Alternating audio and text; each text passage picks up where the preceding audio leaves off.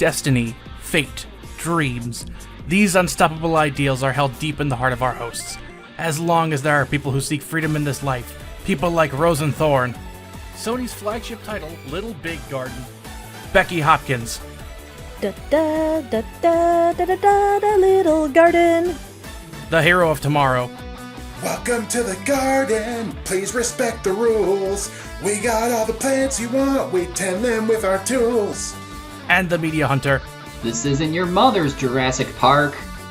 These things shall not vanish from the earth. This is Tracing the Grand Line. Okay, how we doing? Maybe I should have coordinated with Isaac so that we wouldn't both get Jurassic Park references for our opening quote. I think mine ran a little long, but I think I cut it as short as I could. Yeah, you're good.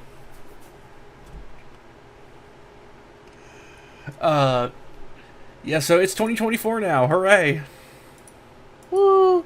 Yay. I did my usual 12-hour stream to celebrate, and I'm still tired from it.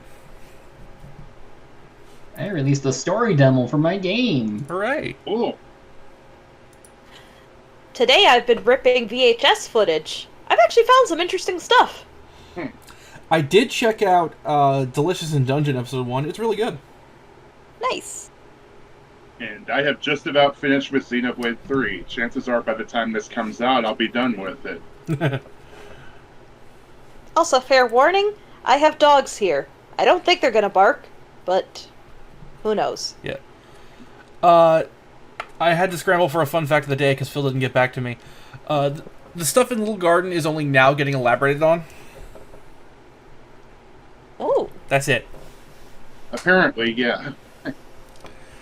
Episode 68. Try hard, Koby. Koby and Helmeppo's struggles in the Marines.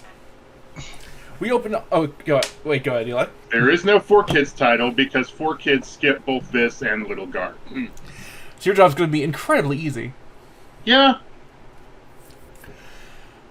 We open on the wind slowing down. As such, the crew do too. The guys see this as a time to fish, and Luffy, why did you eat the bait? Luffy ain't fucking grub Worms, Luffy! Luffy would get along with Timon and Pumbaa. Ha! Slimy yet satisfying.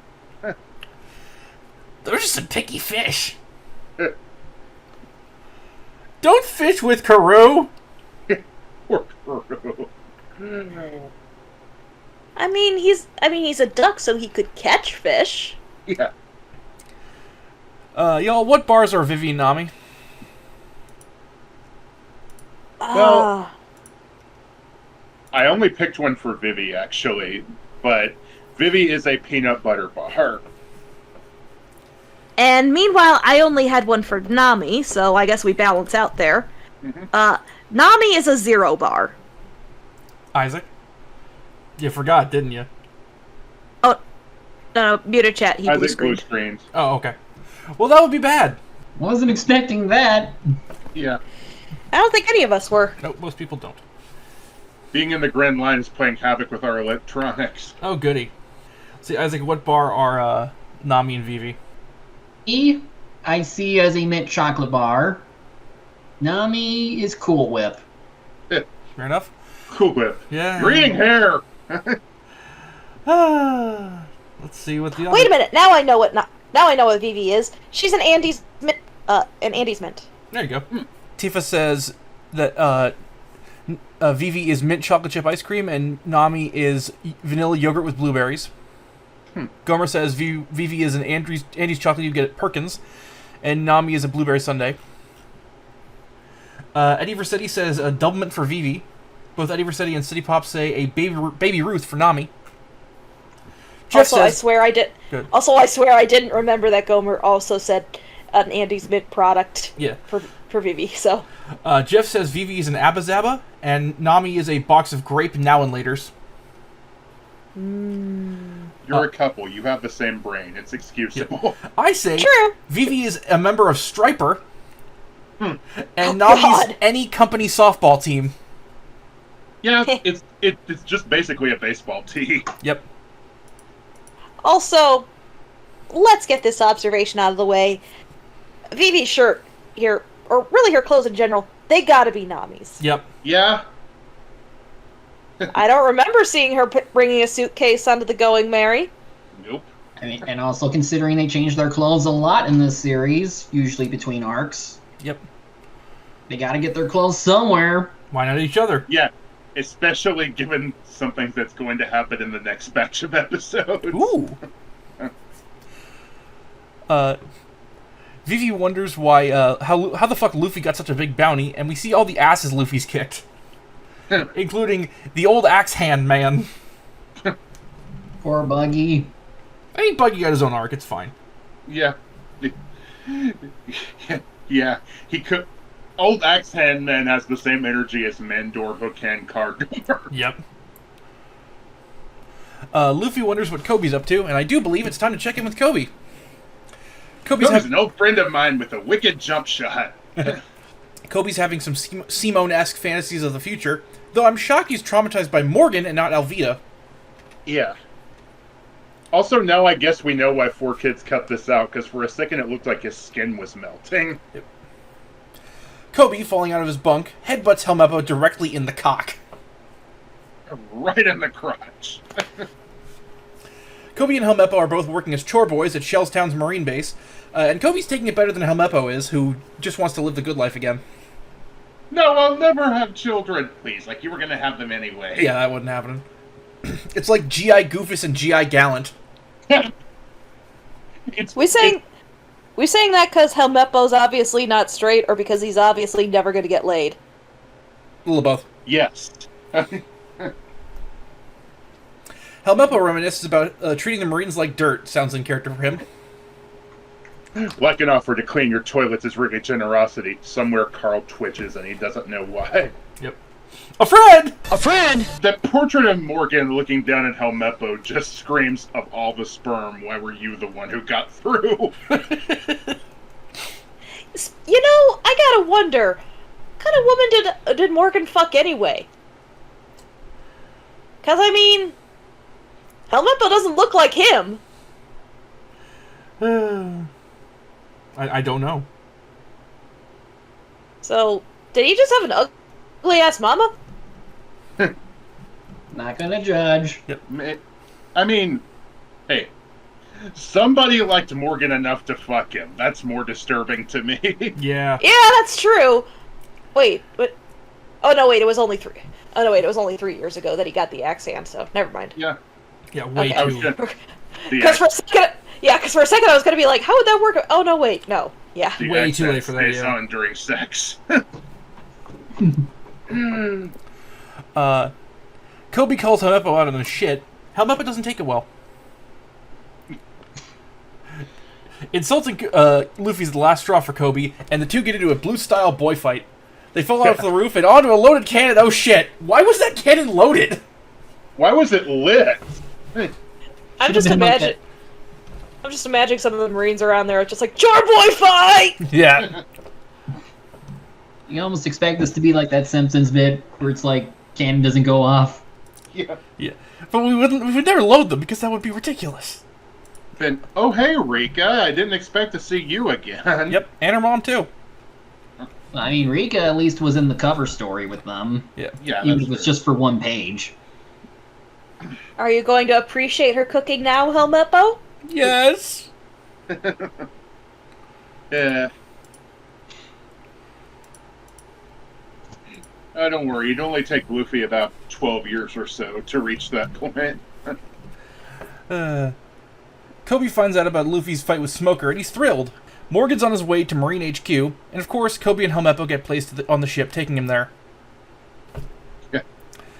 I love how they had to handcuff Morgan's axe instead of, taking it off. It's probably a bitch to get off. Like, that thing is probably sewn into his skin. No, you see the bolts on his arm. They have to unscrew it. Yeah, and those... I mean, I have to imagine unscrewing it Because- is just incredibly painful. they still could have done something about the blade. Yeah. Just Maybe like they didn't have the right size wrench. just like orange Nerf tippet. Oh, like when you're at a convention? Yes. Yeah. They just make him dunk his axe into a vat of plaster and harden it around it. Yeah. Even Helmeppo can't fully blame the Marines for court-martialing Morgan. Yeah, in all seriousness, I do get Helmeppo's conflicted feelings here, because on the one hand, Morgan's a complete and fucking asshole, but on the other hand, it's his dad. Yeah. It's also, even though he mistreated him, he kind of also was the reason that he was allowed to live in luxury for so long. Yep. And there is a payoff for this, at least. Oh, hey, it's time for an extremely important character. I think he likes cats. Gonna say it now. Yeah, go ahead. That hat is what lets him take a bite out of crime. Now, did we ever come up with the exact details of what we had for this meme? Garp? No. Oh yeah. It could just go there. Whatever come up with. Going, Gorp? Gorp? He's totally a furry. Oh yeah. Most characters are, technically. They have a lot of animal themes, and we even get some literal furries later. Fun. Exactly. I need to know what a fur con in the One Piece universe would be like. It's a bitch to get out there, even more so than your average con. One thing, though, and this will be the last. If there were a fur con, I think it would kind of be cultural appropriation, all things considered. Especially for fishmen, yeah. Not just fishmen. I said especially, but yeah. Oh. Well, never mind then. Maybe. A lot of characters do have animal themes, even... Well, I mean, our main protagonist is named Monkey D. Luffy, so...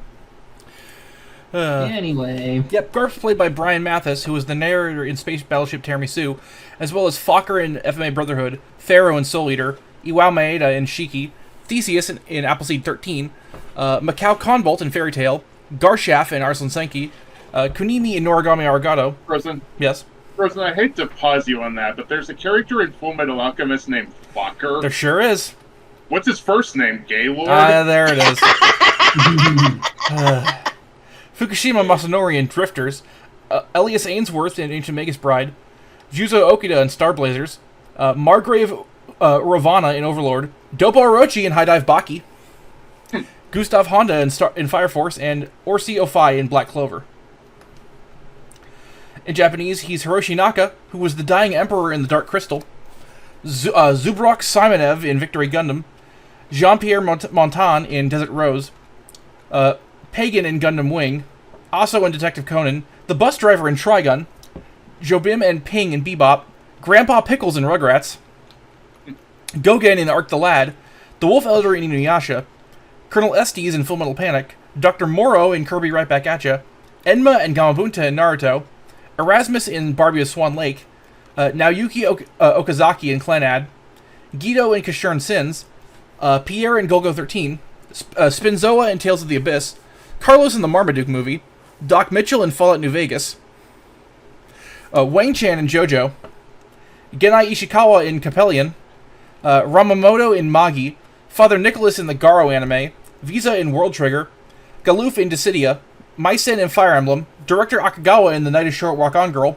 Sergei in Fate Apocrypha, Dr. Otto Octavius in Sony Spider-Man games, Jubei Yagyu in Samurai Showdown, Ramos in Pokemon Masters, King Rome in Zelda, Yomei Asakura in Shaman King, Tenshin Otori in Tribe 9, Master Chapel in Trigun Stampede, and the Prime Minister in Baki.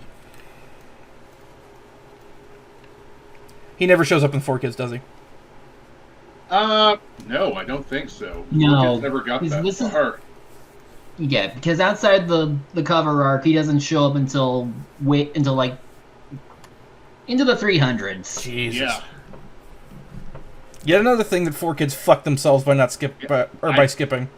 I don't think his next appearance is up until Water 7. Christ. It's after Eni's Lobby, and also technically you could get around this one. It'd just be something you wouldn't think about for a while. Because Garp, I feel like you wouldn't think he'd be that important. At least this early on in the story. You wouldn't think Laboon would be important. Yeah. Yeah, but you wouldn't think much of Garp besides just him being really powerful. Again, you wouldn't think much of Laboon. His sidekick Bogart is played by Justin Cook, who was Raditz, Superboo, and Dende in DBZ, Yusuke Urameshi in Yu Yu Hakusho, Haru Soma in Fruits Basket, Russell Tringham in FMA, Akio Kawaguchi in Desert Punk, Dietrich von Logarin in Trinity Blood, Baldorius S. Fangini in Black Cat, Tsunemi Shiba in Beck, Mamoru Hanagasa in Hellgirl, Toji Suruhara in the Eva movies, or Suzuhara, Kurt Klick in Aquarian, Dune in Bakano, Hiroyuki Oda in Big Windup, in Big Windup, Ishii in Eden of the East, Totemaru in Fairy Tail, Marcosius in Shakugan no Shana, Riko in Michiko and Hachin, The Night Porter in Space Dandy, Akira Takaoka in Ass Class, Seishiro Hagari in Seraph, Leon Kawada in the Danganronpa anime, Eijiro Kirishima in My Hero, Nanoshi Kano in Drifters, Ikvarg in Overlord, Atsushi in Hinamatsuri, Mark Vix in Astro Lost in Space, Fukuda in It Invaded, and Jack the Ripper in Black Clover. In Japanese, it's Takuya Kuroda, who was Kazuma fucking Kiryu in the Yakuza series.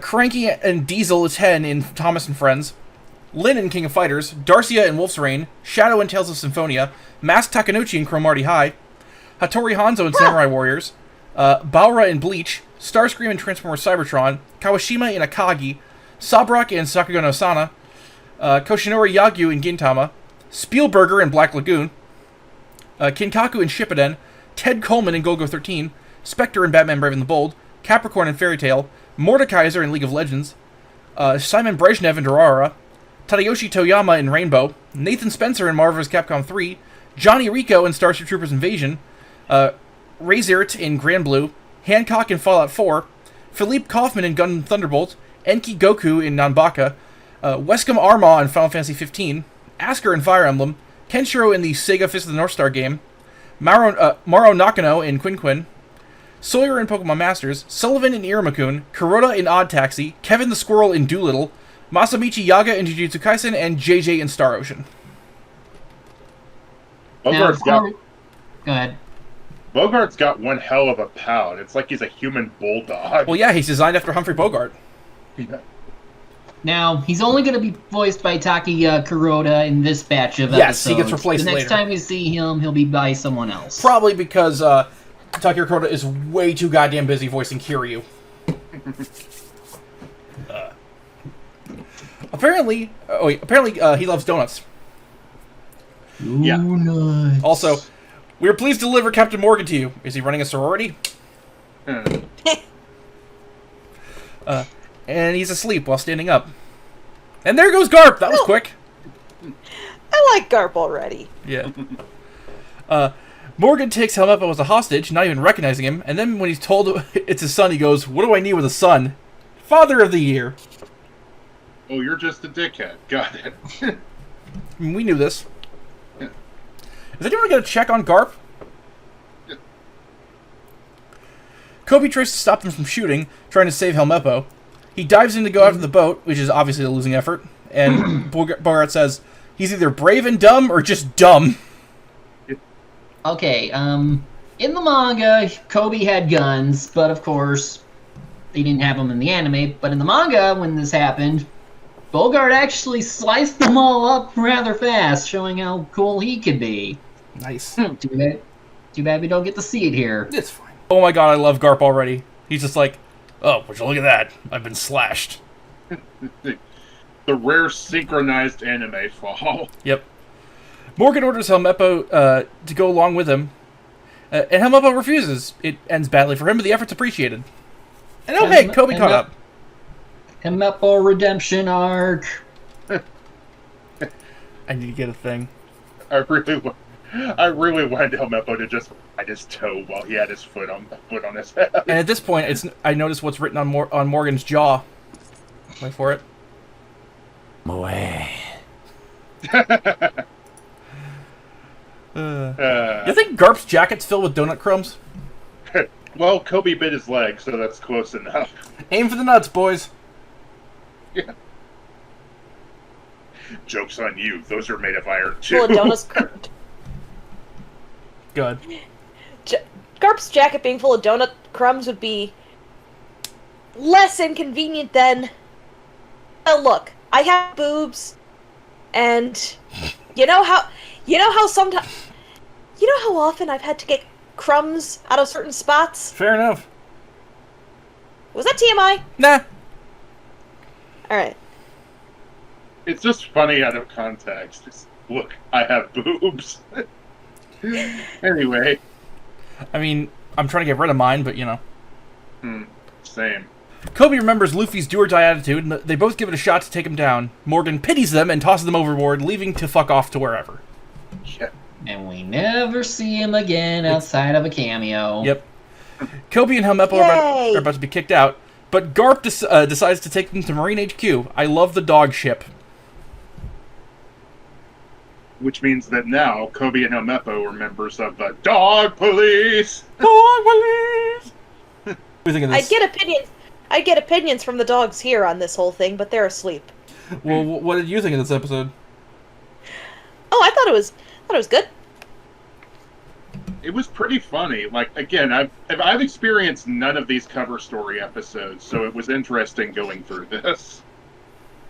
Yeah. And this one's actually really good and does a lot to make Helmeppo sympathetic, and of course this is just part one of what they're doing. And just a nice little showcase of what might come later. It's going to be really fucking interesting to see if Casey just completely rejects the idea of redeeming Helmeppo. No! He's a teenager. He has a chance. I can hear her now just being like, get him off my screen! Yeah. Like she was with Krieg. Yeah. Krieg deserves that treatment, though. Yes, Krieg sucks. We go on to episode Nice. Koby and Helmeppo's resolve. Vice Admiral Garp's parental affection. We open on Usopp speculating on what Little Garden's gonna be like, and by speculating, I mean fantasizing. Also, there's a fucking rain of cherry blossoms going on. Like, we're not in Wano yet, guys. Yeah. I mean, I suppose it fits with the Japanese aesthetic of Marine HQ. Yeah. Mm-hmm. Quit interrupting Nami's charting date, Usopp. It's a shame that tart au pois isn't in the cookbook, though this recipe probably wasn't in the manga. Because, yeah, the Pirate's Cookbook just follows the manga. Fair. And I was just saying, no offense to Sanji, but I don't think I would have liked it anyway because I don't like pears. There. Hey, Doctor Who. I just think. Well, look. I've said it before, and I'll say it again. Pears taste like wrong apples. I like pear juice. I know, but whenever you say that, the most obvious thing that comes to my mind is the 10th Doctor going, I know. Hate pears. I know. I will not stand for all this pro-pear propaganda. Pro-pear-ganda. We got there. What was it saying? Oh yeah. I think they should put out another cookbook with stuff that's like, you know, updated to where the manga is now, and stuff that was only in the anime. If only so we can continue doing this bit. Fair.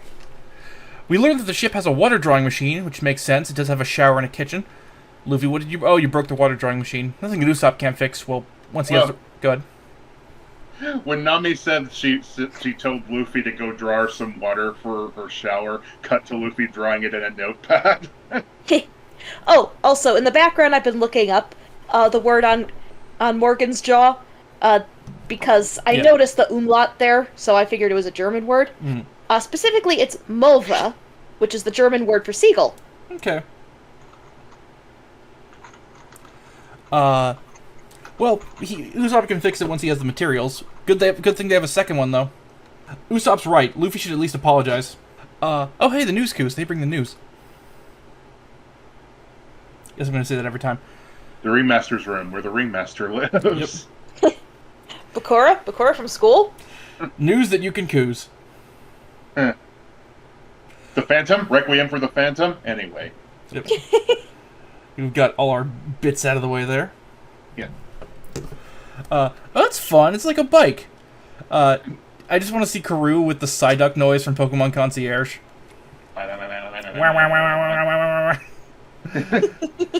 Nami, what did you spot? Oh, hey! Koby and Helmeppo made the news. That's neat.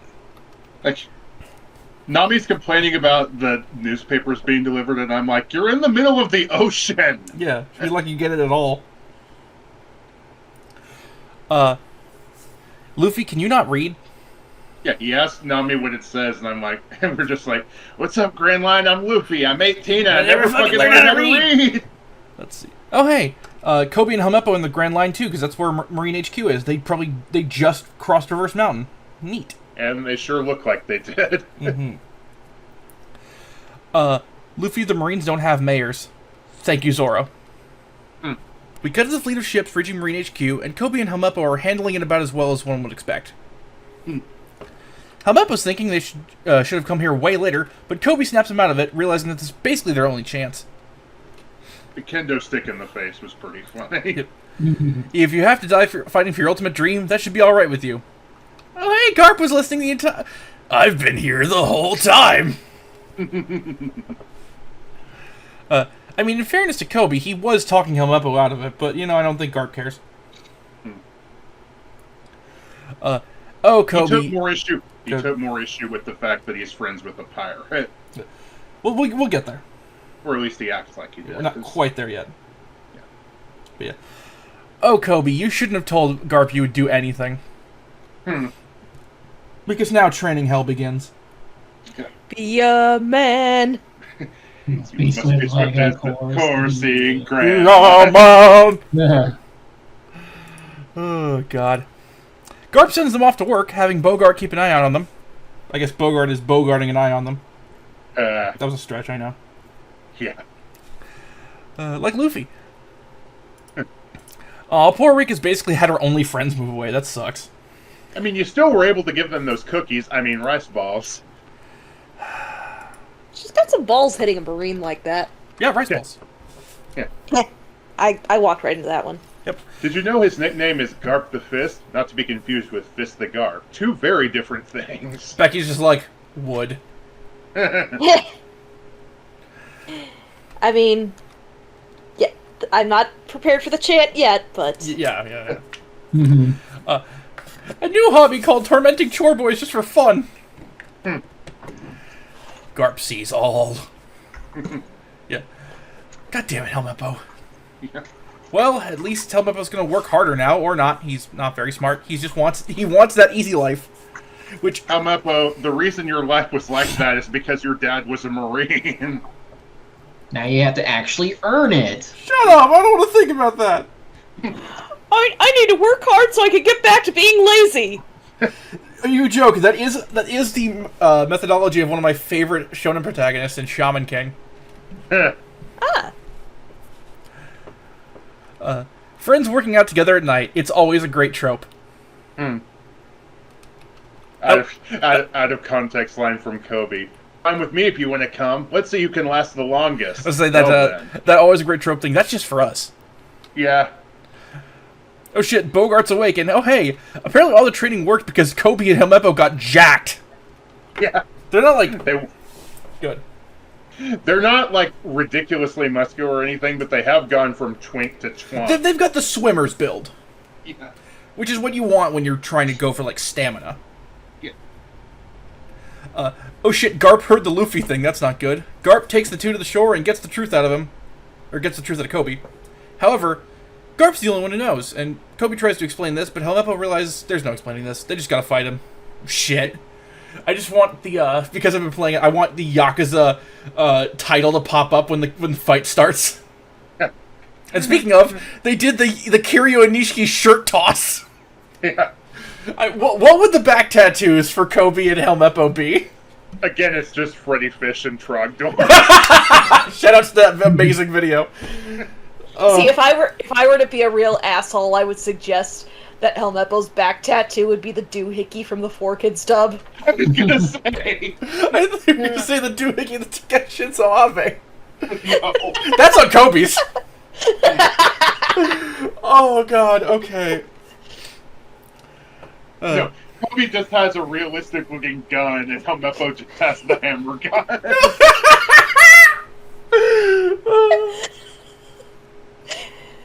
Look, it's a terrible edit, but it's also hilarious. Yeah, which is the best kind. They put in a valiant effort, but Garp wipes the They put up a valiant effort, but Garp wipes the damn floor with them. They pull a 2002 Jeff Hardy and tell the Garper taker they ain't dead yet. And Koby landed a shot. Oh, fuck. Of course it was all a test, and they passed. Garp decides to keep their secret, and he leaves his new trainees to recover. For now, the real hell begins. Yeah. It's interesting seeing this episode and knowing what Isaac and I know about where Koby and Helmeppo end up. Mm-hmm. And knowing we'll never see Morgan again, apparently. Back with the crew, Nami can't sleep and is staring intently at Vivi. Anyone who says I'm reading into things is full of shit. You hear that, comments? These two are absolutely an item, and you cannot convince me otherwise. Although, what was Nami hiding there? Oh, it's probably something in the newspaper. I know, but what specifically? I don't know. I guess we'll find out. It doesn't show, but maybe it probably has something to do with Alabasta, because she's trying to not make Vivi worry. I know. I thought it was something like that. I was just trying to draw attention to it. Yeah, I mean, it's got to be an international incident. So I imagine it's making the news. Yeah. In the preview, they were riding at Little Garden, and Usopp goes, "Yeah, it looks like a jungle out there. Disorder and confusion everywhere." I was looking for a specific tweet, and I've been looking for weeks, and I finally found it. So I'll show you later. For now, though, this was good. It's good seeing Koby and Helmeppo doing stuff, and Garp's cool. Yeah. Yeah. Mm-hmm.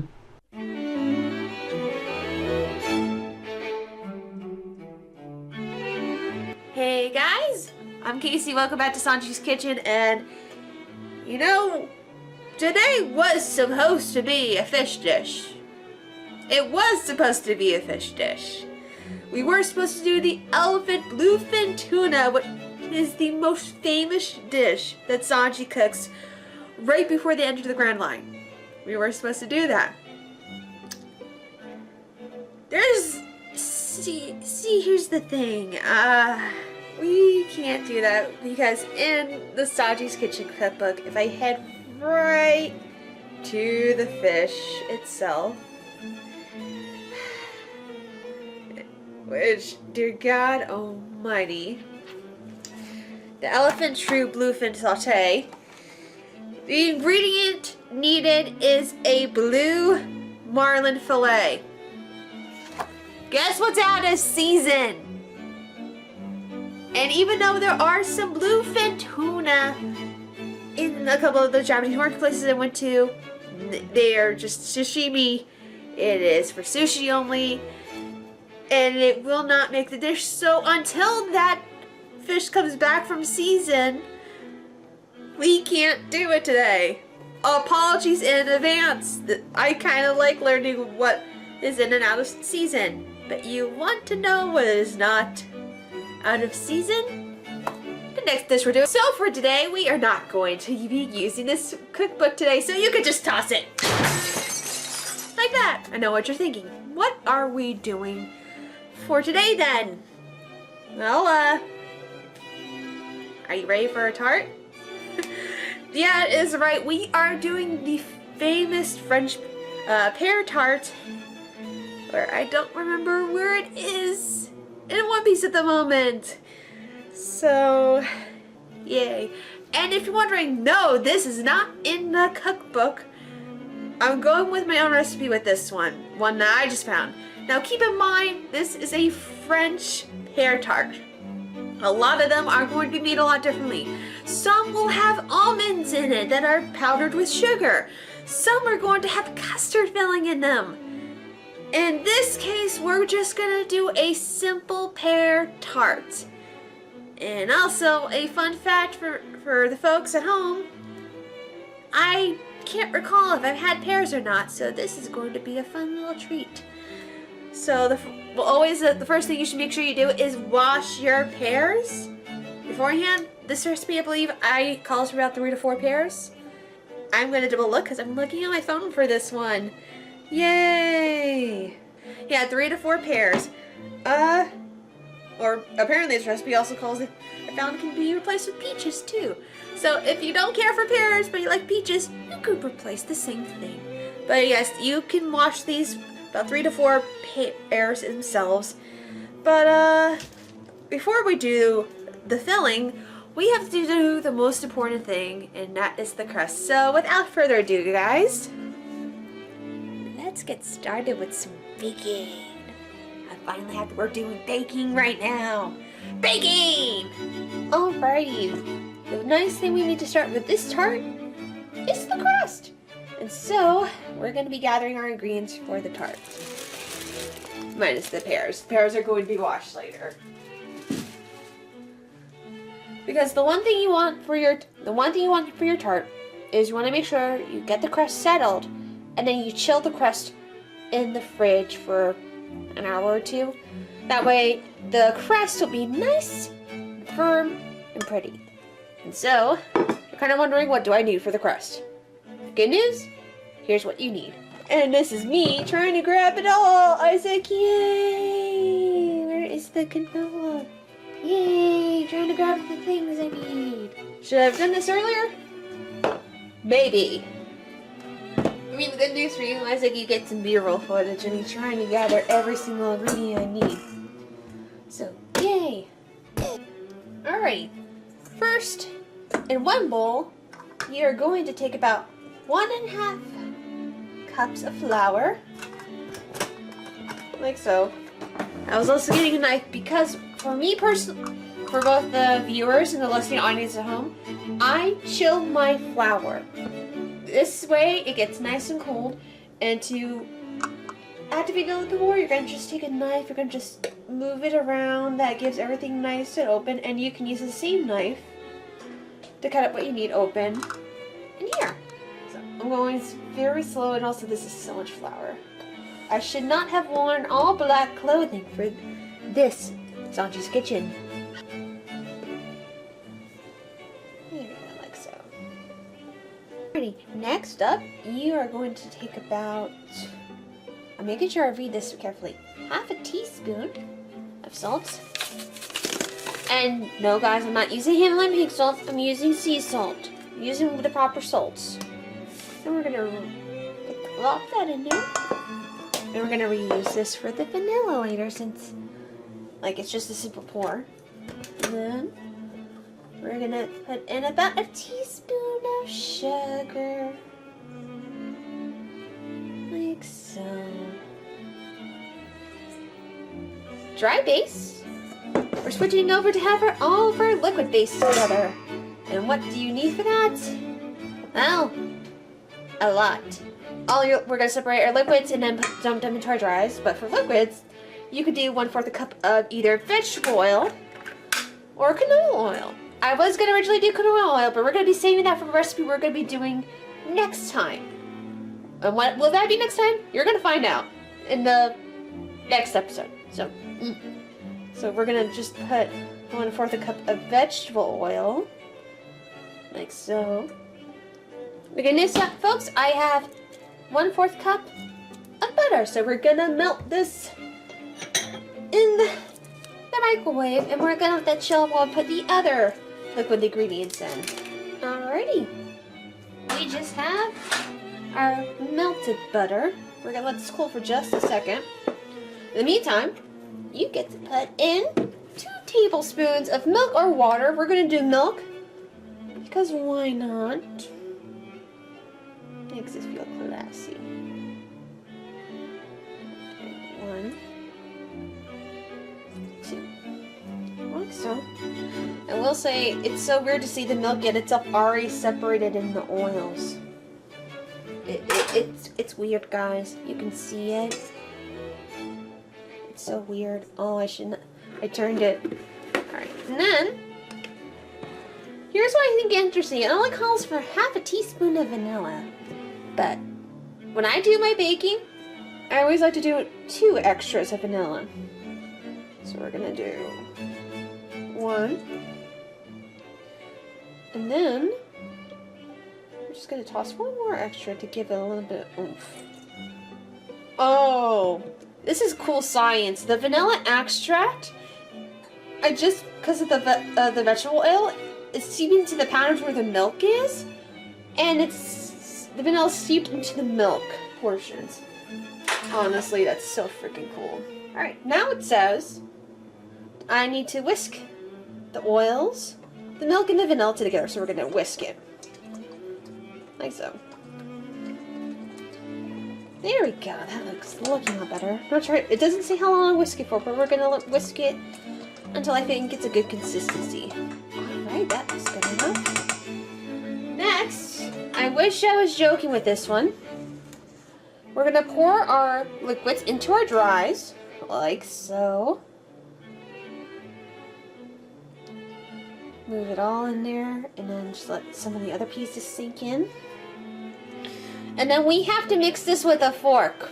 I don't know why a fork, folks, but it says we're going to be mixing it with a fork. Wish me luck. We're going to mix it. Like so. This is to gently mix. I think gentle just means churning it. I will say I've never made a tart, and they say that tarts are are supposed to be the most difficult thing to make. Keyword, I think.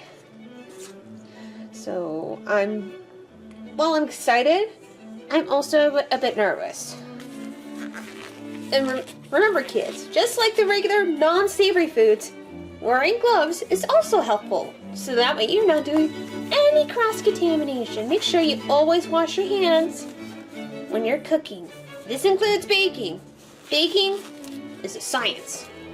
Alright, so you're going to be taking the dough, you're going to be squishing it. The recipe calls to have the dough cover the bottom and about halfway up the sides. So this is nice and relaxing. It's like a Play-Doh consistency. I like that. Also, I'm really hoping that I have enough to cover this whole bowl. I'm really hoping that, guys. Alright, it's halfway as much as I can with the dish. Nice and soft. Like so. Yeah! The good thing, guys, like forming the dough is also nice and relaxing because doesn't need to be perfect. You can also do this with a tart pan. I just have a pie pan that works. Now you have your beautiful dough. We're going to chill this in the fridge for a couple hours so that way this stands nice and firm before we bake it. So I will be seeing you in a couple hours while I deal with the pear filling. Yay! So we're going to leave the skin on the pears, but I have a special little device that can help cork the seeds out and the stem. Though I don't know where to begin on here. Pears have an interesting shape, as you realize, but also I don't want to cut too much, so we're gonna attempt to cut a pear. I've never cut a pear before, guys. Let's see. Ooh, that was nice. Oh, it's set to keep them in their shape. And I'm gonna use my little knife here to get the seeds out. Because we don't need the seeds. Get out of there, you. Now the recipe calls for about 3 to 4 pears. We're gonna follow the basics, but it calls for large pears. All the pears in the seeds are all small, so we're gonna just go with it. And also, cutting a pear, I've never had this much of a challenge before. It's the most awkward shape I've ever had to deal with. But we got the stem. Oh, that's pretty cool, guys, ain't it? And I'm trying to keep it into its shape. Keep trying. This is difficult. I'm getting the pie tart out so we can start laying the pears in. So I did saran wrap over this so that way this could be chilled and it feels nice and chilled and pretty. And now, as we're cutting it, it says to arrange them in circles over the pastry.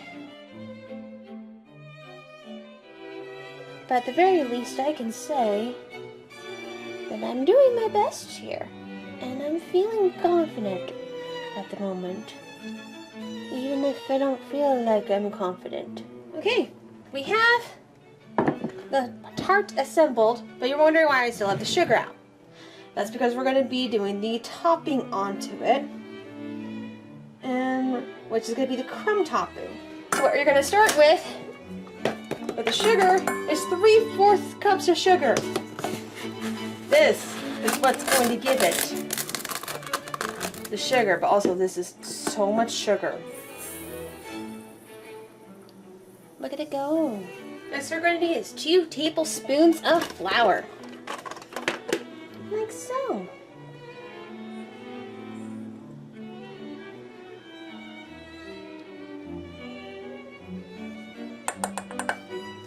Ain't it pretty? And then the next thing we're going to need, this is what it calls for. I wish I was joking.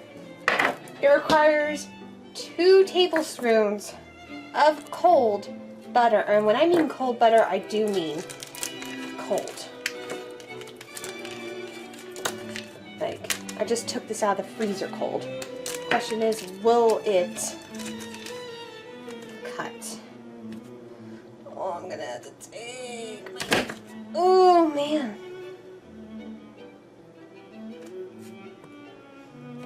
I'm gonna place these on top. At this point, I really wish I had a rumble ball right now. I'm gonna just place the butter on top. There's no way I'm gonna be able to get it in. It says to wait until it gets crumbly. There's no way with this butter. So we're just gonna mix the sugar and flour together until it's nice and crumbly. And then we are going to pour it over. Oh, we have to sprinkle it. Sprinkle? Oh, I know. So I think I'm gonna test something out. Now, you don't need to be fancy like me, but this could help sprinkle it. I'm gonna get a spoon. We're gonna test to see maybe this will sprinkle. So we're just gonna. Ooh. That could. Sugar's getting into it, but this counts. I am getting sugar and stuff all over the place, so make sure you do this in a nice environment. Okay. I think we got a good chunk of it, but we're gonna sprinkle the rest on. Like so. With a spoon. Apparently as the recipe intended. This is going to be, I think, the most overly sweet dessert I have ever made in my entire life. Like, 3/4 sugar. Have you ever heard of a recipe that calls for 3/4 cups of sugar? I don't believe you have. And then, I had no way to put this butter on. So we're just, there's pieces of it, so we're just gonna spread it. Because, like, how can you make it crumble?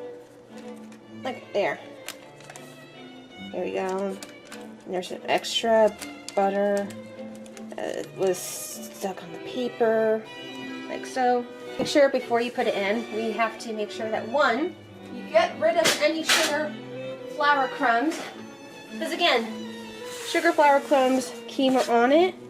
We're also going to clean the rim real fast out from the flour and sugar crumbs. Like, good idea in execution. Probably never again. So it's going to look like it's a nice, it looks like it's covered in snow. Or in this case, flour or some sugar.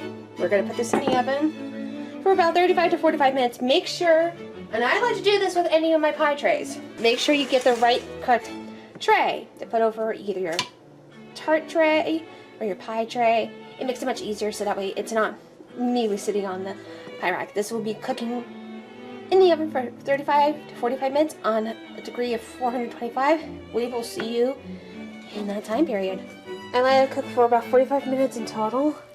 It's interesting. It smells sweet. I can smell the sweetness. It's still bubbling. It's still oozing.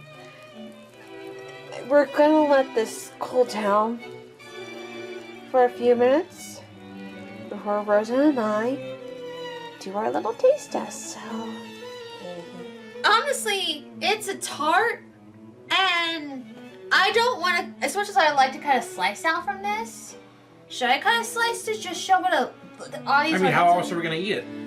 Touche. The crust actually cooked. Thank God Almighty. This. Smells Oh, it smells amazing. It smells nice. I don't know how it's gonna taste though, so as always. You get first bite, so go ahead. No, you always get the first bite. I do? Yes, Okay. you always do. We'll give it here. This is my kitchen, my full speech. Hot. Hot, very hot. It's really good. Really? Mm-hmm. Okay. And in fact, I just tried pears, like not too long Like an hour ago. Yeah, an hour or so ago. We're gonna see Very how. hot, be warned. I can feel that it's hot from the sugar. Hot. Hot. Yeah, try to tell you. It's good though. Hot. Hot. Hot. Hot. Hot. No, I don't need water. Hot. Heavy cream? No. White Claw? No. What do you want? White Claw, please. Here you go.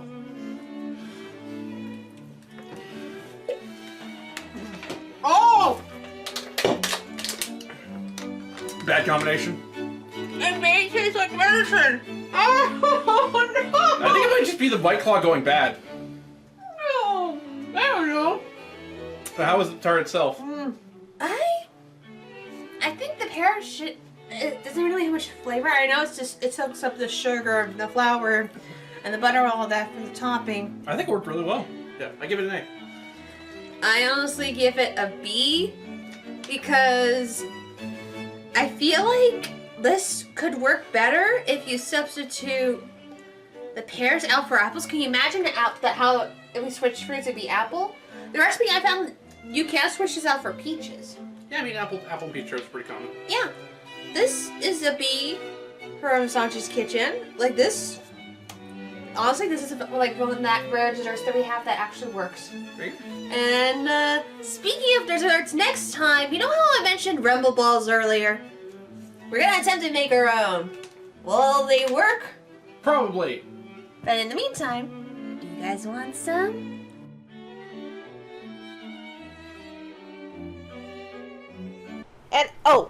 And before I forget, my opinion on Garp. God, Garf? I fucked it up. Oh my God, Garf with the Garfield hat. That's a fun one. But yeah, my opinion on Garp. Gilf. See, I would have gone with guess what you are at G Gil. A great gilf. Yeah. Yes. Great Dad.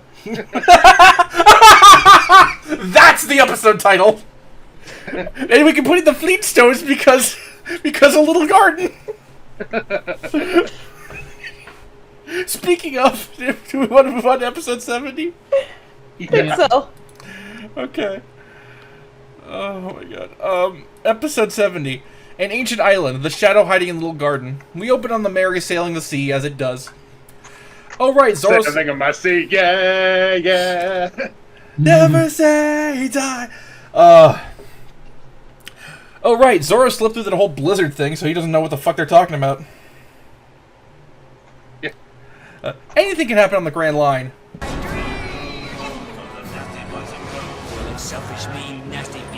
Ooh, Sanji's special drink, and it's not gross.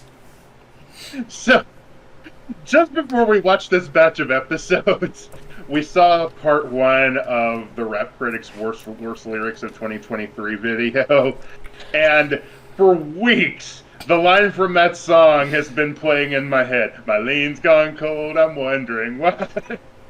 We are the whitest people alive. And that was my first thought. We are the whitest fucking people alive. Yeah. And that was my first thought when I saw Sanji bringing out drinks for everybody, because it looked like Sprite. Yeah. Oh, that song made you look up what lean is for the record. Yeah, I knew. Okay, I knew it was made of cough syrup, but I didn't know what else. Yeah. Oh my god. I don't know if you guys heard, but Hayden's groaning at all this. No, I was just laughing. As he should. He's a dog, and even he's groaning. Yeah. Oh my god. Whew. Sanji teaching Karu to drink was great. He's a drinking bird toy. It's See kind the of weird. bird.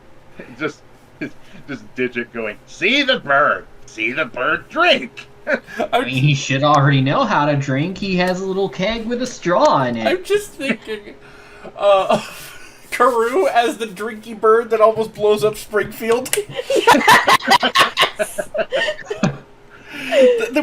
We're bringing out our stupidest edits today, and it's making the show better. Yeah. Like 3 months from now, Becky's gonna hear all this, and what the edit she needs to make is like, what the fuck were we talking about? And You're presuming I'll get less stupid. Also, of course, Nami hands Vivi her juice, and my first thought was, yes, Vivi, drink her juice. Yay! Also, you probably shouldn't be feeding a bird something carbonated. Like, I know this is One Piece, but this is how Jimmy defeated Poltra when it came back in Jimmy Neutron. I don't think birds can burp. Yeah, Chug! Yeah, that's the thing. He fed it a whole bunch of Pop Rocks and soda, and the bird exploded. Yeah. Also, rabbits, and horses can't burp either. Oh no, wait. I'm thinking vomiting. Anyway. Okay. I'm mixing up my animal facts. It's okay. Hey, look, it's a dolphin, pirate's best friend. Because dolphins are assholes of the sea, too. Oh, yeah, dolphins are the fucking worst. Yeah. Like, they do stuff I don't feel comfortable talking about on this podcast. Yeah.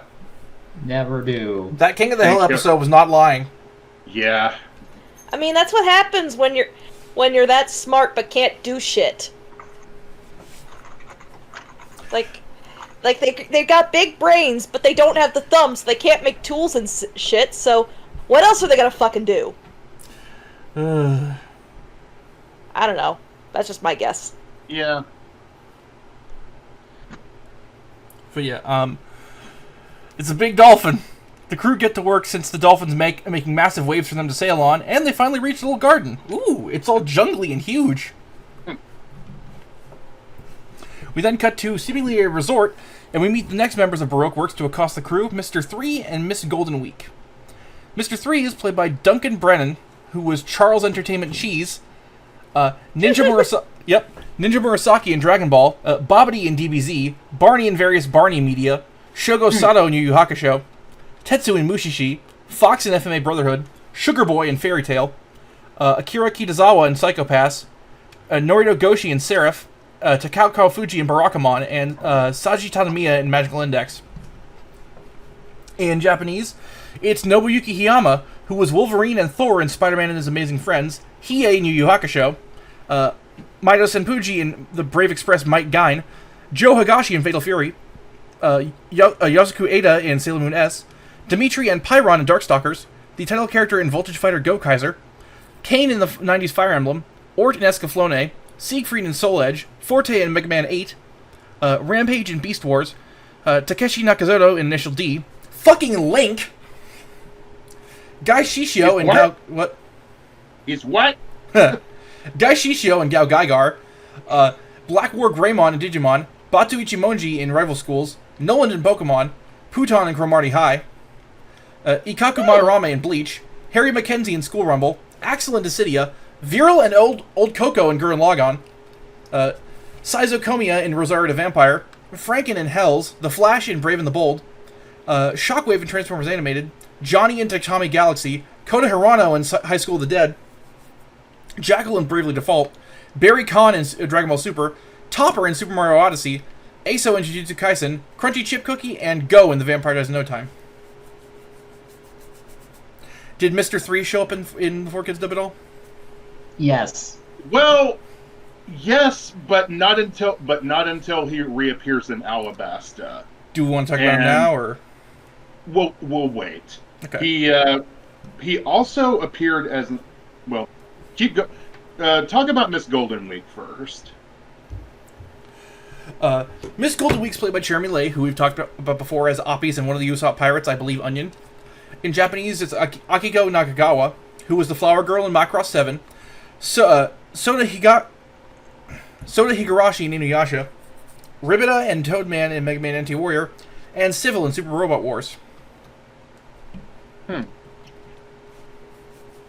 Well, actually, I have a little twist on things this time, because I've told this to the others, Isaac, but I don't know if you know it. Because Miss Golden Week, well, thanks to this arc getting cut, she never appears in the anime. But she does appear as, in the 4Kids version anyway, but she does appear as an assist in Grand Battle with Mr. 3. She's an assist character for Robin. That was actually the 4th Grand Battle game, Grand Battle Rush, which was localized into English. Do you know what they renamed her there? Because Golden Week isn't a thing here. I think I do. It's not coming to me right now. It's like I know it comes up later in a couple arcs. I know this one. Yeah, because I told Rosen and Becky this already, but she in the 4Kids dub she was called Miss April Fool's Day. I mean, that kind of works. Yeah, I don't think there is an actual one anyway. Yeah, and Golden Week is, and because Golden Week is a Japanese holiday. Yes. Yeah, it's like around the first week of May, I think. Yep. Mr. 3 is a fancy lad, but he doesn't realize that the giant fucking 3 in his hair is maybe a tad conspicuous. I was gonna say, Rosen, it's a good thing you pointed out that this guy was Mr. 3, otherwise I never would have known. No, never. It's a total goddamn mystery. He ain't slick. Miss Golden Week has a letter from the boss. Mr. 3 wishes he had that note sooner. God, I need a vacation so fucking bad. Alright, so, couple things. Mm-hmm. One is that Mr. 3 and Miss Golden Week have real names. Yep. Like, Mr. 3 is also known as Lone Shark Galdino, and Miss Golden Week is Marianne, the Flag Bearer of Freedom. Sure. And Also- then... Oh, go ahead. Lone Shark Galdino sounds like a mob name. Or a rap name, like Childish Gambino. I'll have to look up maybe if there were any references for Galdino. But also, we have multiple Panda Man sightings. Oh boy. All in this scene. Well, we have the Dosquip Panda logo on one of them, which Sanji wore earlier. And That too. And Panda Man actually And- shows up at the pool. yeah, we see him hitting on a girl by the pool, and I'm like, does Panda Man got game, though? Oh, but that's not the only one. That's not... Okay, actually, we also missed Kobe's panda figure in the previous episode. Jesus. But in this one, there's 3 different Panda Men here. This We is see the excessive. obvious one by the pool. There's one in the pool. You can see like a little panda head. I'll be editing in later. And then outside the pool again, there's a little girl with a panda head. Yeah, There you go. that's It's just, so that- weird. that's just excessive. I And guess they keep showing it multiple times. maybe Panda Man has a whole panda fam. Maybe. Well, there is a panda woman. I guess we'll see. There you go. So Little Garden is, for irony's sake, a giant fucking jungle. I know, yeah, the possibility of giant monsters. Zoro spots a canal they can use to get in, and Luffy wants barbecue. So do I. Frankly, I'm surprised that Sanji isn't looking for new ingredients with all the new plants. You're so Shit, adorable. Thank you. I was referring to Navi. Sorry, I was just making sure my ringtone wasn't heard. You're good. So Also, when Usopp is the one to bring up the possibility of giant monsters, and Nami's like, Usopp might be right about this one. I just heard Usopp going, writing that one down. Ooh, a new bird, meaning new kinds of meat. Shoot it down. Somebody may have done it for him. And oh fuck, a big old tiger, and it's dead. That was easy. What's killing everything? I don't know. I know normal. This is definitely not it. Zoro drops the anchor, and the crew gets set to safely stay in the ship. Believe in wonder. Luffy wants, of course, an all-meat lunch, probably for exploring. Oh, fun stuff. Sanji, you're telling Luffy to be patient. You have to learn by now. Yeah. Oh, hey, Vivi's gonna go with, and I could have sworn Nami was gonna go too, but no. Yeah. She says she has nothing to do on the ship, and Nami's like, "There's always me." Zoro's gonna take a walk. Cue him getting lost. Oh, thank God, his boyfriend's going with him. Wait, nope, they both separate to go have a meat contest. Not like that. Well, The not on rivalry- screen anyway. Two The big rivalry pirates with big chests, bumping meat. Bumping meat. The rivalry begins. Yeah, sure, rivalry. In earnest. Yeah, Nami actually says, why do those two have to be so competitive? Nami, it's their foreplay. I mean, their whole arc in these 2 episodes is about them competing by measuring meat against each other. Yeah, I have notes for that. Nami and Usopp, besties in fear. Nami pulls the Iraqi special, remembering a fun fact from a book. Giorno, I read it in a book once. And hey, it's the thing Ammonite's based on. And also, a fucking T-Rex, which Sanji takes it the fuck down. Zoro, meanwhile, bags a Triceratops, and we have my moment of the week of, one of my favorite moments this week of, we both use 3-sword style. Yeah. He's not wrong. Nope. Yeah. Luffy and Vivi, good. I can't wait to get to some of the shit in Wano with the dinosaurs. Luffy and Vivi find a Brontosaurus, and Vivi asks the most sensible question. How the fuck are dinosaurs here? Essentially, on the Grand Line, it's really easy for ecosystems to be preserved. Neat. Luffy. Meanwhile, Good. back with Zoro, somebody finally killed Sarah's dad. Luffy, acting like all of us, wants to hug a dino. Oh, the thing has a name, sorta. According to the One Piece official website, it's called Brontosaurus with a Z. Oh my god! I mean, later on, the Giants actually call them long necks, which I got a kick out of. So, the One Piece universe even has its own dinosaurs! Yep. Yeah. Although, when the T-Rex was sneaking up behind Sanji, my first thought was SpongeBob going, "Looks like somebody wants to sell me something!" And Sanji fucking rules of naturing a T-Rex. Calling it a rude son of a bitch. You think he'd prepare dinosaur meat like he would poultry? Probably. Only one way to find out. Oh shit, giant people. If only there was a word for that. Oh yeah, giants. Yeah. Why do I get the sense that Nami needs me? Yeah, this was definitely an establishment episode for Little Garden itself, and honestly, I think the stuff in the next episode is a bit more interesting. Like, yeah, the dinosaurs were cool to see, but the character stuff gets more interesting later. Yep. Yeah. Isaac, anything for this? Nope. Alright, then episode 71. Huge duel, the giants Broggy and Dory. We open on Nami and Usopp being fucking terrified, but thankfully, the guy just wants booze, and not to get his ass bitten by a T-Rex. He just decapitates that fucker. Yeah. So this is Broggy. Broggy's played by Jonathan C. Osborne, who we talked about as Gaimon. And in Japanese, it's Tetsu Inada, who was Richie and Patty. My note for this is Broggy King. Thank God he's a friendly giant. Nami and Usopp play dead. But playing dead only fools bears. I mean, he's hairy enough to be one. Yep. But anyway.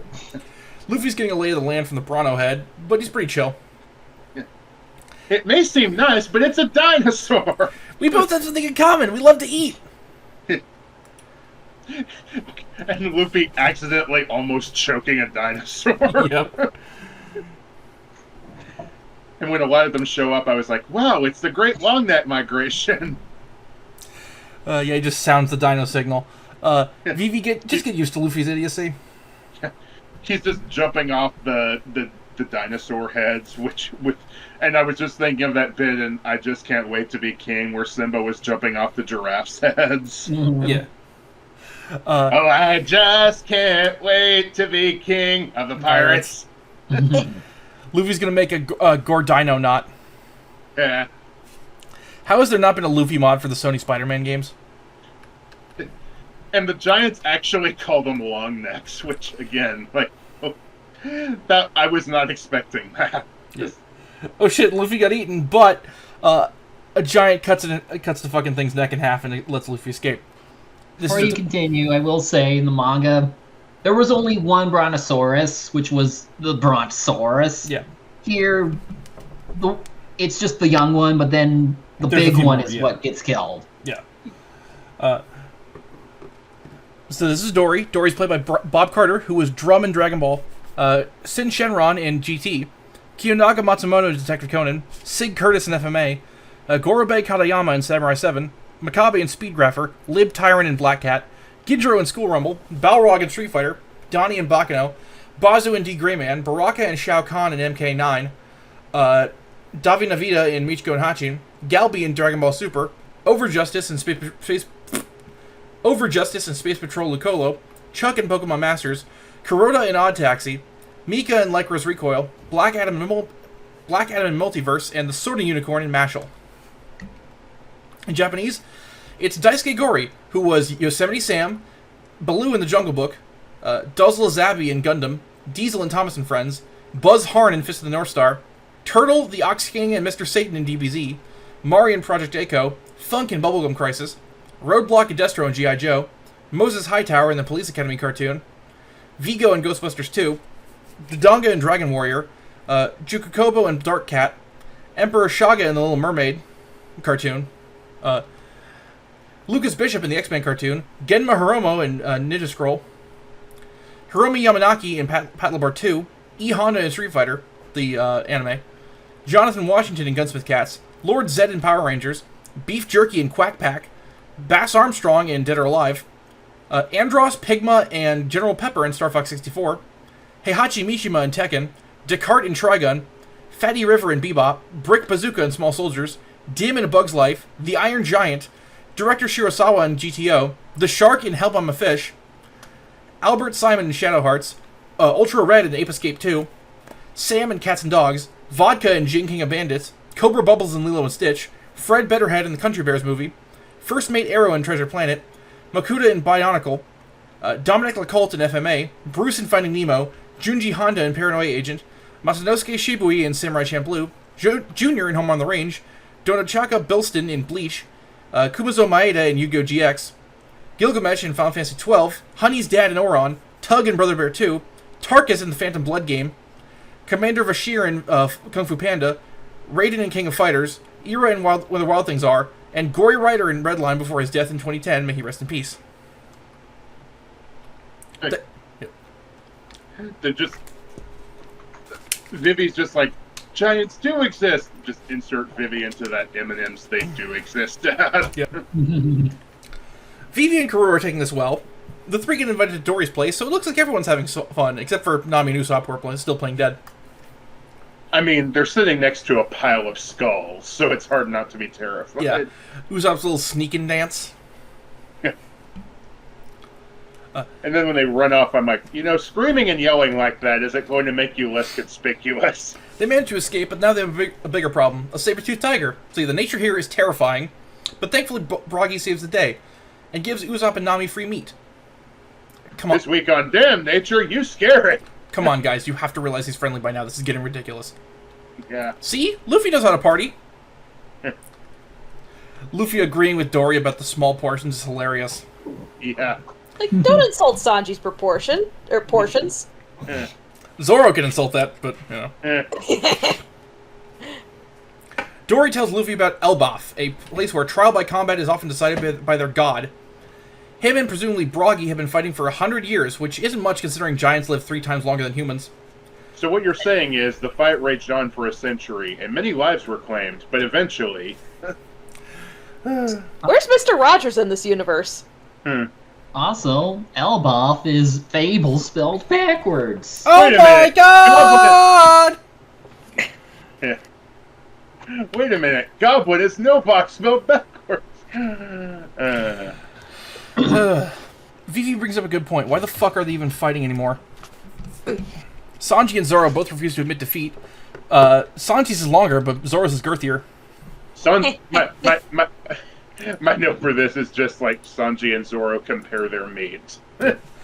They have until the next eruption to bag their next prey. When did this become chopped? And apparently, the eruption is also a signal for Broggy and Dory to begin combat. Not even they remember why. Also, the obvious solution here is to cut the meat off of it and then weigh it. But you know. We don't have that on us. They're not thinking straight. Do they ever? There it is. Luffy understands that this is not a fight of hatred. It's one of honor. And oh shit, Mr. 5 and Miss Valentine are back. Didn't expect that. Yeah.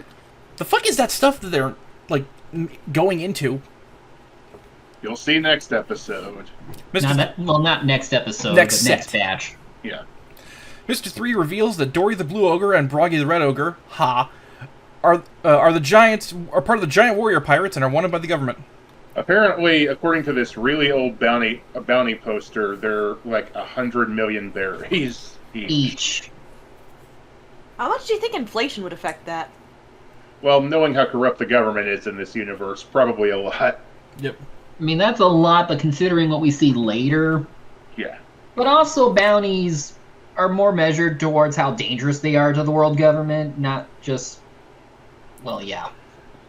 It's not more about power, it's more about how dangerous they can be to them. Episode 72? Well, Yeah.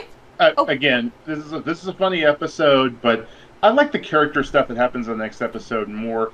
But this episode is good for establishing what the endless battle means for these two giants. Yeah. Yeah. I mean, it's a good introduction to the giants. It's good character stuff. Now we can go to episode 72. Yeah, episode 72. Luffy gets angry. A dirty trick violates the secret duel. We jump immediately back in the duel, which is evenly matched. Like, goddamn, these two are fighting with a complete disregard for, well, everything. Yeah. Like you see the shockwaves going through the island when they clash shields. Nami sees this as a chance to escape, but Usopp is enraptured by the fight, as he should be. Like Usopp is saying that he respects the duel between these two so much that he wants to be like them, and he uses a metaphor of saying that they have a flag, which means their honor as the warriors, and they can't let that flag be destroyed. And I'm like, the irony of Usopp talking about not destroying a flag. Yeah, even I know that one. Yeah, same. Which is why I said it. Yeah. Nami's unimpressed. Usopp's got new role models. Miss Valentine got the best seat in the house, although it's not exactly hidden. Dory and Broggy are both homesick, but only one can go home to Elbaf. And the DBZ punch with the shields makes it the 73,466 draw. Vegas odds did not see that one coming. Yeah. So, if they've been fighting for 100 years, they've been dueling about twice a day. On average, yeah. And when Usopp was giving that big speech, my first thought was Nami going, "So what you're saying is your daddy issues are worse than I thought." Although Nami can't throw stones in that regard. Yeah, no. Nope. None of them can. Yeah. Zoro and Sanji just kind of continue their own sort of duel. And oh shit, it apparently really does take a year for the log to reset. Vivi's worried about her country. Luffy's worried about being bored. Yeah. And also... It'd be boring if we spent a year of canon time on this island. But, and yeah, Dory and Broggy kind of laughing and exchanging booze after the fight made me think, you know, they fight a lot, but the sex is It's literally destructive. earth-shaking. Yeah, destructive. What's causing that series of punctuated tsunamis? Oh, God. Dory's idea of just randomly sailing is not the best, but it's the only plan they got right now. Vivi doesn't exactly find any of this amusing, though, even if everyone else does, including Karoo. Usopp tells Broggy that he wants to be like him someday, and in Elbaf, it seems their similarity to Viking culture isn't just hats and weaponry. They've got the whole Valhalla thing going on. Hey kids, want to contemplate death? Yay! You guys ever think about dying? Who wants to talk about murders? Who wants to talk about murders? And it's not even late at night at a slumber party. And You know, Good. were you going to say the Valhalla part? No, go ahead. With Broggy, funny enough, he did show up in Grand Adventure because he basically replaced a future villain that would have shown up in one of the stages. Yep. So even though we missed out on Broggy in the 4Kids dub, he still shows up anyway. You think enough kids were wondering that? About what his deal was? It also might be a reason why people didn't like Usopp that much during the 4Kids era, because in Grand Battle there was a mode starring a future villain that we'll see later, but instead in the localized version it's Usopp and the Usopp Pirates messing with you. It's almost like cutting out all his fucking character development makes him a worse character! A little bit. Just slap 4Kids on the head with something. I don't know. Even when 4Kids isn't involved in this set, I find a way to be angry at 4Kids. Yeah. Aside from, them not doing this set. Something. If I'm alive, assume that I'm hating 4Kids. Yep. If 4Kids only has one hater left, it's me. Yep. Oh shit, Dory just blew up. Oh, fuck. Oh, giant guy! Man, that alcohol must have been like 1,000 proof. Yep. It's just, for some reason I was gonna say it's just lead. I mean, Nami said that the only alcohol they had on the ship, which is what they gave them, was, like, for disinfecting and Cooking, yeah. Yeah. So, yeah, that's gotta be pretty high proof. It's basically like super vodka for them. Vivi thinks that Broggy booby-trapped it, but Luffy knows that wouldn't happen, which only leaves one suspect. Them. Karoo bolts, and Luffy has Vivi hold his hat. Yeah. With every swing... Good. Like, Luffy, you're not gonna win. And Jeff was like, aim high, Luffy, and I went, really high? Like, in fairness, Luffy does win, because with every swing, Dory's coughing out blood, one gum rocket to the stomach knocks him down, and right to landing. I love the part where he runs up his sword like this shadow of the Colossus. Yeah, that was awesome. And then Luffy gets stumped like an ant. And we see a little imprint of him, and I was like, hey, cool, I made a dirt angel. Just a Luffy-shaped hole in the ground, yeah. Luffy's pissed and wants revenge for Dory. And Jeff went, now who do I know who uses explosives and is possibly after you, Vivi? Nope, can't think of anybody. Mr. 3 is a cold, calculating bastard. What a tool. Yeah. For now, we have succeeded in confusing our enemy. With Luffy, that's not a high bar. Why can't you get the tea yourself, Miss Golden Week? She's autistic. Leave her alone. Yeah.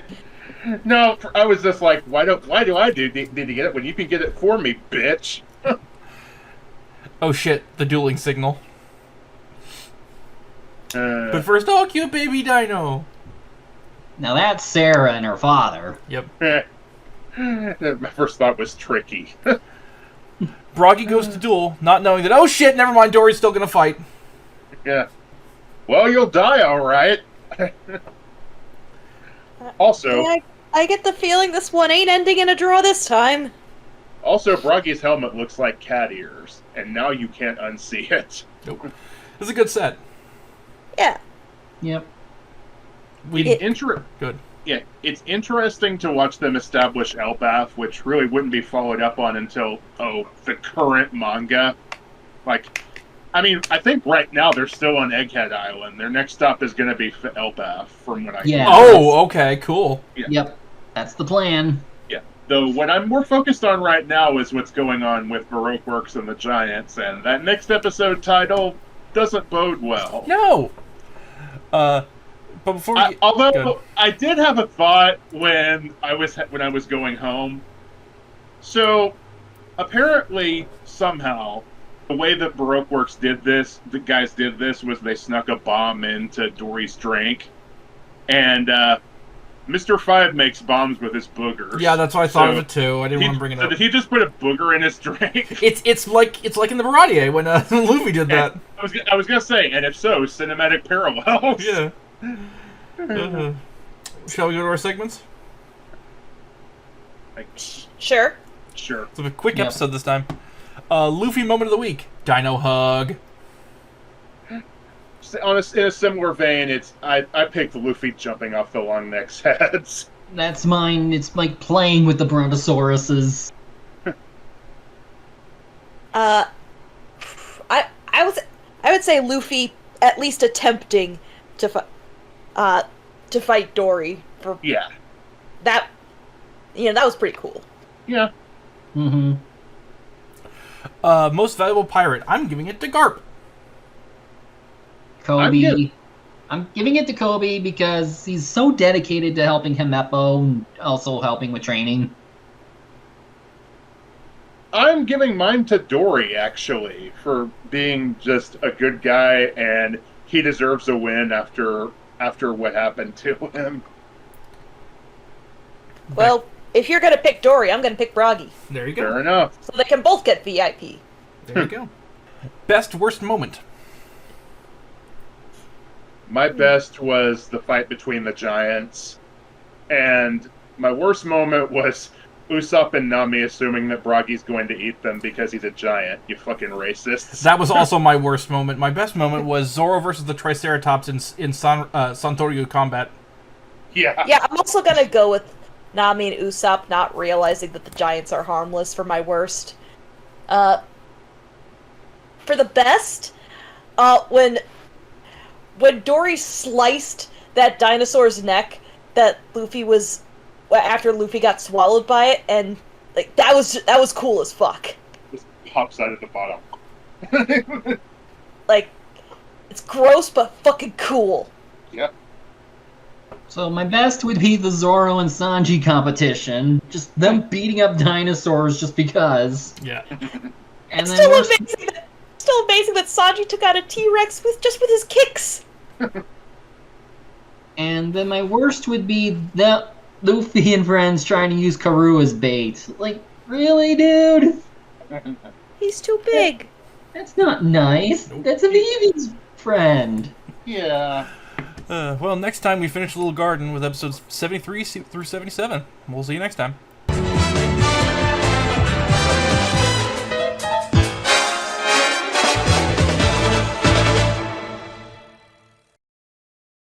Alright, we're gonna start in the order it says for this, and I think the one thing that shocks me is how much liquid oil base is in here, so...